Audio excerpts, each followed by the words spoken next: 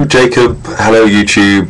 This is just me quickly responding off the cuff because I've got lectures to go to and I want to make sure that I do respond to this video while I've still got the thoughts in my head.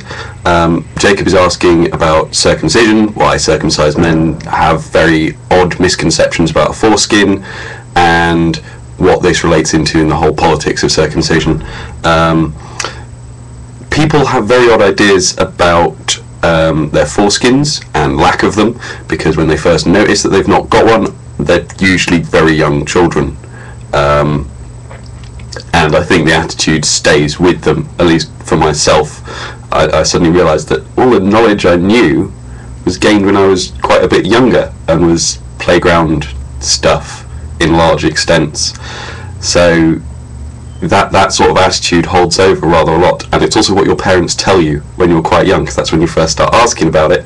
And then, being Westerners in general, we're not comfortable talking about stuff like that, so we don't ask again when we're adult. It's a bit of an issue, I suppose, but if you ask your parent, why is my penis different to everyone else's penis, then they give you an answer, it's easier to clean. You go with that the rest of your life. I've had a video to Cuirass and quite a bit of a comments debate, which I'll try and link about there. Yeah, I'll try and remember to stick an annotation in, where I talked about this, and I've talked about it quite a lot in the comments of the rest of your videos, at least on the circumcision and what it's like to be a circumcised guy who realises now that circumcision's a violation of body autonomy.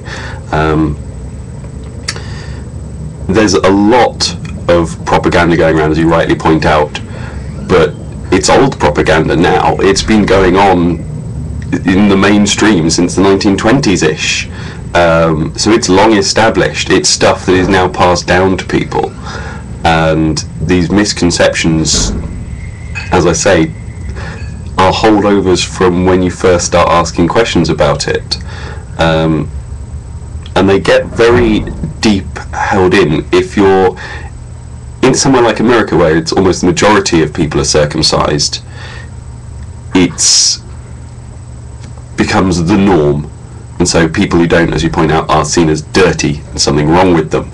If you are in Britain, for example, where you're in the minority, you get a defensive attitude towards it, and that becomes the it's better than this, it's easier to clean, it's faster, it's more efficient, sleeker, better design.